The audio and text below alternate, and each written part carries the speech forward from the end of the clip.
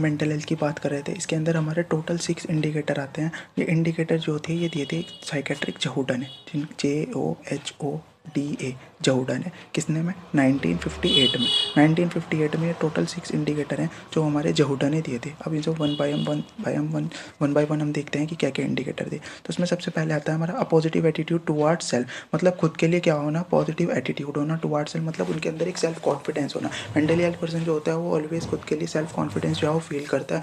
Always वो क्या होता है, कॉन्फिडेंट होता है कि मैं कोई भी टास्क करने के लिए, फुलफिल करने के लिए।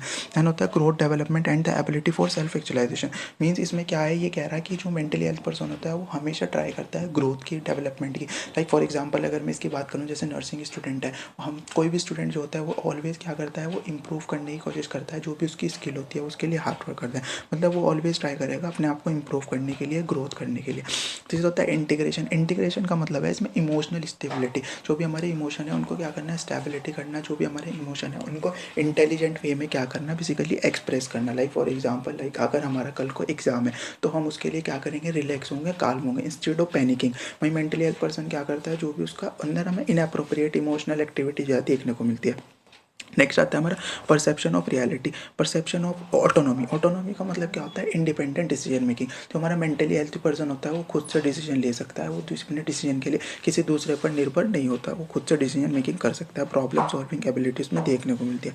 नेक्स्ट आता है परसेप्शन ऑफ रियलिटी, मतलब जो हमारा मेंटली हेल्थ पर्सन होता है वो हमारा रियलिटी लाइफ में जीता है, ना कि फैंटेसी लाइफ में। इसके अंदर कोई भी हमें डेल्यूजन, हेल्यूसिनेशन देखने को नहीं मिलता। और एक होता है एनवायरमेंटल मेस्ट्री। एनवायरमेंटल मेस्ट्री का मतलब होता है जो भी हमारा पर्सन होता है वो अपनी सोसाइटी में रहता है, जो भी सोसाइटी की रिस्पॉन्सिबिलिटी होती है, टास्क होती हैं, उनको फुलफिल करता है और वैल्यूएबल कंट्रीब्यूशन जो है वो फॉर्म करता है किसमें, हमारी कम्युनिटी में। नेक्स्ट उसके बाद है हमारे characteristics of mentally healthy person.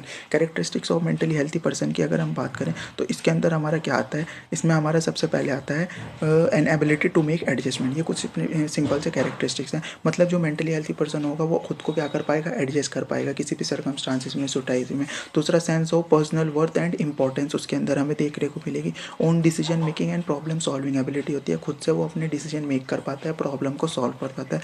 Sense of personal security and feel secure in group में, मतलब वो सोसाइटी के अंदर, ग्रुप के अंदर क्या करता है, फील सिक्योर करता है, पर्सनल सिक्योरिटी फील करता है। वहीं अगर मैं बात करूँ जैसे मेंटली इल पर्सन जो होता है उसके अंदर सोशल आइसोलेशन आ जाता है, वो दूर रहने लगता है लोगों से। साथ में उसके अंदर हमारा गिव एंड एक्सेप्ट लव देखने को मिलता है, मतलब वो लोगों को प्यार देगा लोगों से।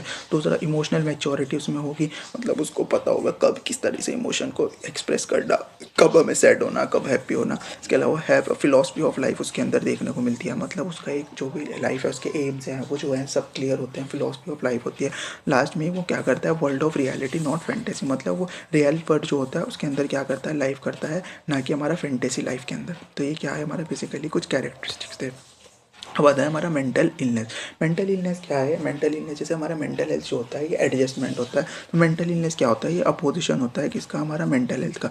Mental illness is an opposition of mental health, मतलब इसका क्या मतलब है कि जो हमारा मेंटल हेल्थ पर्सन होता है वो खुद को एडजस्ट कर पाता है किसके अंदर, बेसिकली वर्ल्ड के साथ और दूसरों के साथ। वहीं मेंटल इलनेस जो होता है ये अपोजिशन होता है, जिसमें हमारा जो पर्सन होता है उसमें क्या देखने को मिलती है। तो अगर हम बात करें लाइक डेफिनेशन की, तो इसके अंदर क्या कह रहा है डेफिनेशन में, mental illness is a condition that cause disturbance, mental illness is a condition that cause disturbance in thinking, mood, perception, behaviour और memory, resulted in impair functioning in daily life and reduce ability to cope with disturb. मतलब जो mentally ill person होता है उसका जो भी disturbance देखने को मिलता है, उसकी जो भी मेंटल प्रोसेस होती है, लाइक उसका थिंकिंग हो गया, परसेप्शन हो गया, मेमोरी हो गया, इन सभी में क्या होगा, हमें डिस्टर्बेंस देखने को मिलेगा। और साथ में उसकी जो भी डेली लाइफ एक्टिविटीज़ होती हैं वो भी उससे क्या होती हैं, इम्पेयर्ड होती हैं, और वो कॉप अप नहीं कर पाता जो भी उसका स्ट्रेस होता है उससे।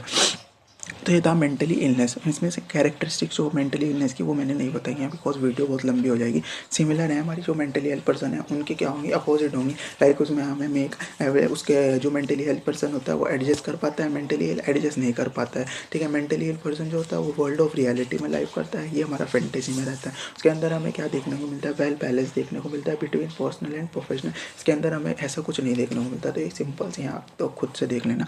मैं बात करता हूँ मेंटल इलनेस की, one of the most important topic है आज की वीडियो का मेंटल इलनेस, जो हमारा physically practical as well as theory दोनों की ही पर्पज़ से बहुत ज़्यादा इंपॉर्टेंट है, जिसमें हम पढ़ेंगे बेसिकली साइकोटिक और न्यूरोटिक डिसऑर्डर के बारे में। तो मोस्ट इंपॉर्टेंट टॉपिक है, तो जानते हैं क्या होता है। तो मेंटल इलनेस जो होता है सबसे पहले हम देखते हैं, तो हम इसको दो पार्ट में क्लासीफाई करते हैं। इसके अंदर एक है हमारा बेसिकली साइकोसिस डिसऑर्डर और एक होता है न्यूरोसिस डिसऑर्डर।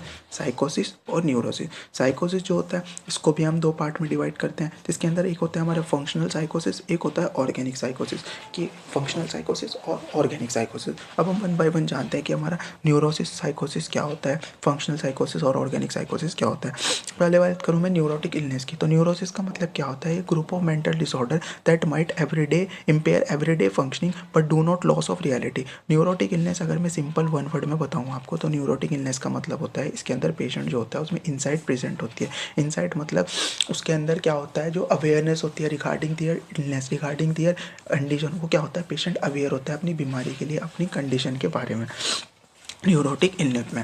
नहीं, इसके कुछ मेन फीचर आते हैं जो डिफरेंशिएट करते हैं साइकोसिस को। लाइक जो हमारा न्यूरोटिक पर्सन होता है उसके अंदर जजमेंट जो होता है वो प्रेजेंट होता है, मतलब उसके अंदर डिसीजन मेकिंग एबिलिटी प्रेजेंट होती है। दूसरा हमारा इनसाइट, ये मोस्ट इंपॉर्टेंट डिफरेंशिएटेड फैक्टर है जो क्या करता है, शेड करता है न्यूरोटिक को साइकोटिक इलनेस से। जिसमें क्या होता है, इनसाइट जो है वो प्रेजेंट होती है, पर्सन जो होता है वो अवेयर होता है अपनी बीमारी को लेकर और वो रियलिटी ऑफ वर्ल्ड में जो है क्या करता है, बेसिकली लाइफ करता है। ये हमारा देन हमारा है पर्सनैलिटी। इसके अंदर जो हमारे न्यूरोटिक डिसऑर्डर होते हैं इनके अंदर कोई पर्सनैलिटी चेंज हमें देखने को नहीं मिलता। उसके बाद आता है हमारा बेसिकली परसेप्शन। परसेप्शन जो होता है वो इनका नॉर्मल होता है, परसेप्शन कोई हेलुसिनेशन डिल्यूजन नहीं देखने को मिलता। अब कुछ कॉमन टाइप्स के न्यूरोसिस हैं, कौन कौन से न्यूरोसिस डिसऑर्डर, लाइक इसके अंदर हमारा एंजाइटी डिसऑर्डर आता है, फोबिक आता है, ओसीडी आता है और सोमैटिक डिसऑर्डर आते हैं। तो ये हमारे कॉमन टाइप्स ऑफ न्यूरोसिस हैं।